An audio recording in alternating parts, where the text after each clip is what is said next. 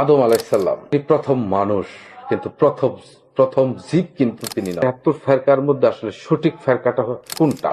যার মধ্যে সৃষ্টি রহস্যের জ্ঞান নাই তিনি কখনোই আলেম নন।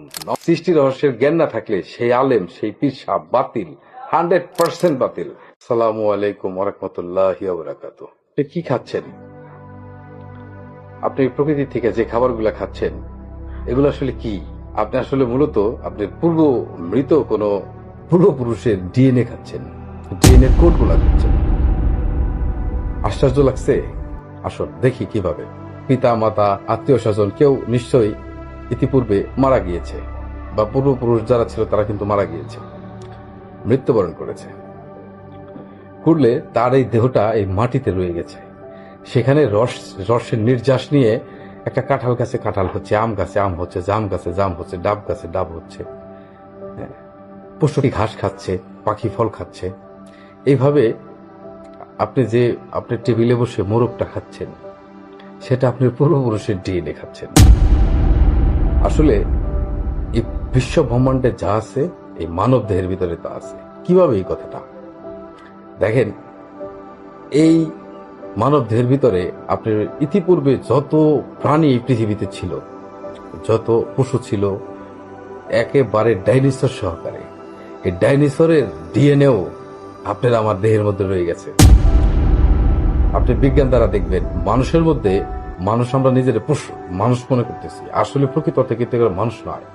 এই যে আকৃতিতে যেভাবে দেখা যাচ্ছে মানুষ নয়। বিজ্ঞান বলতেছে 98.8% হচ্ছে এই পশুর ডিএনএ মানব দেহের মধ্যে। কি মারাত্মক! এই জন্য এই 18,000 মাখলুকাতের মধ্যে ইনসানিয়াত নাই। আমরা যে মানুষ আকৃতি দেখা যাচ্ছে এরা আসলে কেউই মানুষ নয়, এরা মূলত হচ্ছে প্রাণী।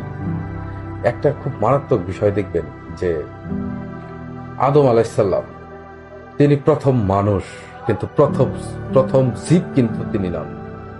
তার পূর্বেও কিন্তু জীব ছিল, প্রাণী ছিল। উনি প্রথম মানুষ, হ্যাঁ এটা সত্য, আদম প্রথম মানুষ, কিন্তু প্রথম প্রাণী নয়। এই জায়গাটায় আসতে হবে। আমাদের দেশে অনেক তরিকা আছে। আসলে প্রকৃত ইসলাম ধর্মে 73টা ফেরকা।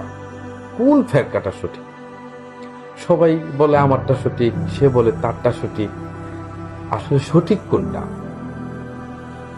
সঠিকটা বুঝতে হবে যে 73 ফেরকার মধ্যে আসলে সঠিক ফেরকাটা কোনটা, কোনটা রাইট ওয়ে, কোনটা সিরাতুল মুস্তাকিম, এটা আমাদেরকে অবগত হওয়া উচিত। I can challenge anyone in the world that's Chishtia Nizamia তরিকা। এই তরিকা ছাড়া যত তরিকা আছে, কোন তরিকায় সৃষ্টি রহস্যের জ্ঞান নেই। আপনি কোথা থেকে সৃষ্টি, ইতিপূর্বে কোথায় ছিলেন, আল্লাহ কোথায় আছে, কিভাবে সৃষ্টির বস্তু জগৎ, সৃষ্টির আগে অবস্তু জগৎ কোন পর্যায়ে ছিল, এই জ্ঞানটা পাবেন হচ্ছে সুফিতে। সুফি বিজ্ঞানময়। আর এই সুফি কে? এই চিশতিয়া নিজামিয়া তরিকা। এই একটা মাত্র তরিকাই হচ্ছে রাইট। আমরা যত ফেরকাই বলি না, আমার কথা অনেকে এই ভিডিওর মাধ্যমে শুনে বলবে যে পাগলের পলাম, নতুন পাগলের আমদানি হয়েছে, পুরান পাগলে ভাত পায় না, নতুন পাগলে আমদানি হয়েছে। এরকম অবান্তর কথাও কারো কারো মনে উদয় হবে। কেউ কেউ আমাকে অসহ্য মনে হবে, আমাকে অপছন্দ করবেন, কিন্তু বাস্তবতা হচ্ছে রিয়েলিটি, আপনাকে মেনে নিতে হবে। আপনার এই দেশে কাদরিয়া তরিকা আছে। কাদরিয়া তরিকা মানে হচ্ছে কুদরত শক্তি অর্জন করা, নকশাবন্দি, নকশা করা, মুজাদ্দিদি, সংগ্রাম করা। আপনাকে সংগ্রাম করবেন, তারপরে আপনাকে সিলসিলায় আসতে হবে, সাজরায় আসতে হবে। সেই হযরত মুহাম্মদ সাল্লাল্লাহু আলাইহি ওয়াসাল্লাম থেকে মাওলা আলী কারামুল্লাহ হয়ে সাজরাটা, হাসান বসরি হয়ে সাজরাটা আপনাকে আসতে হবে। হ্যাঁ, এটা হচ্ছে সুফি ধারা। যার মধ্যে সৃষ্টি রহস্যের জ্ঞান নাই তিনি কখনোই আলেম নন। অবশ্যই তাকে সৃষ্টি রহস্যের জ্ঞান রাখতে হবে। সৃষ্টি রহস্যের জ্ঞান না থাকলে সেই আলেম, সেই পীর সাহেব বাতিল, 100% বাতিল। তাকে অ্যাকসেপ্ট করা যাবে না, তার কাছে বায়াত গ্রহণ করা যাবে না। এই জন্যে যেখানে সৃষ্টি রহস্যের কাছে প্রকৃত যিনি কামেল মুর্শিদ হবেন, তিনি আপনাকে 40-এর মধ্যে রুহের সুরত দেখাবেন। যিনি প্রকৃত মুর্শিদ হবেন তিনি আপনার মনের পূর্বের অবস্থার পরিবর্তন করবেন। যিনি প্রকৃত মুর্শিদ হবেন তিনি আপনাকে সৃষ্টি রহস্যের জ্ঞানে উদ্বুদ্ধ করবেন। আপনার সৃষ্টির রহস্য আপনাকে উপস্থাপন করবেন, তিনি আপনাকে সেই শিক্ষা গ্রহণ করবেন, তারপরে একটা পর্যায়ে তিনি আপনাকে ছেড়ে দিবেন। কারণ যখন আপনি নিজেকে চেনা হয়ে যাবে তখন তিনি আপনাকে ছেড়ে দিবেন। আপনি মনে করতেছেন, আমি মনে করতেছি পৃথিবীতে এই যদি এত তরিকা হয়, তরিকা যদি অনেকগুলো হয় যে আমার তরিকা ঠিক, অমুক তরিকা ঠিক, তমুক তরিকা ঠিক, তার ডাবে ঠিক, আসলে তা না। আসলে আপনাকে সত্য দেখতে হবে, স্পেসিফিকলি আপনাকে সত্যটা বুঝতে হবে, দেখতে হবে আসলে সত্য কোনটা। অর্থাৎ যে আপনাকে সৃষ্টি রহস্যের জ্ঞান দিবে, যিনি আপনাকে নবী এবং রসুলের পরিচয় ঘটিয়ে দিবে, যিনি আল্লাহর পরিচয় ঘটিয়ে দিবে, আপনার নিজেকে চেনার জ্ঞান দিবে, সেটাই হচ্ছে প্রকৃত জ্ঞান, সেটাই হচ্ছে সুফি দ্বারা। এজন্য Sufism is the best way in any religion. যে কোনো ধর্মের জন্য Sufi is the best way, Sufi is the right way.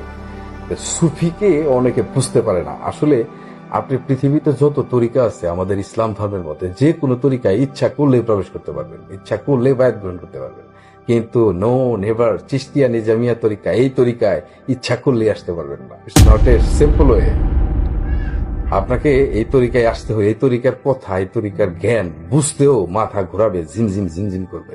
এটা এত মারাত্মক সৃষ্টি রহস্যের জ্ঞান এখানে আছে। আমার কথা বিশ্বাস করার দরকার নাই, নিজে প্র্যাকটিক্যালি দেখেন, নিজে অনুধাবন করেন, যার যার ধর্ম শেষে রিসার্চ করেন, দেখেন কি বলা হয়েছে আর আমরা করতেছি কি। আকিমুস সালাত জাকাত, জাকাতের সহিত সালাত আদায় করো, সালাত কায়েম করো, প্রতিষ্ঠা করো। অথচ আমরা জাকাত টাকায় দিতেছি। তার মানে কি আমরা সারা জীবন দুর্নীতি করে, ঘুষ খেয়ে, সুদ খেয়ে আমরা টাকা পয়সা জমাবো, ওই সম্পদের 40 ভাগের 1 ভাগ জাকাত দিলে যদি এত সহজ যদি ধর্ম হয়, তাইলে পাগল হয়ে যাওয়ার মতো অবস্থা। এই জন্যে আপনাকে বুঝতে হবে, রাইট ট্র্যাকে আসতে হবে। ধর্মকে এই সাধারণভাবে সিম্পল ভাবে নেওয়ার বিষয় নয়, কারণ আমরা আসলে প্রকৃত অর্থে মানুষ নই, আমাদেরকে মানুষ হইতে হবে। এই জন্য 18,000 মাখলুকাতের মধ্যে ইনসানিয়াত কোনো জামাত নাই, এটা চতুর্থ মাত্রা। এই জন্য আমাদেরকে ইনসানিয়াত হলো অর্জনের বিষয়, মনুষ্যত্ব, মানুষ হলো অর্জনের বিষয়। এই আকৃতির মানুষ না, এটা হলো আমরা একটা প্রাণী। পৃথিবীতে অনেক প্রাণী যেরকম আছে, সব প্রাণীর ডিএনএ আমার দেহের মধ্যে আছে, আপনার দেহের মধ্যে আছে, তদ্রূপ এই মানুষ অর্জনের বিষয়। এই মানুষ অর্জন করাই হচ্ছে মূল লক্ষ্য, মূল বিষয়। সবার উপরে মানুষ সত্য, তাহার উপরে নাই। সবাই ভালো থাকবেন, সুস্থ থাকবেন। জয় গুরু।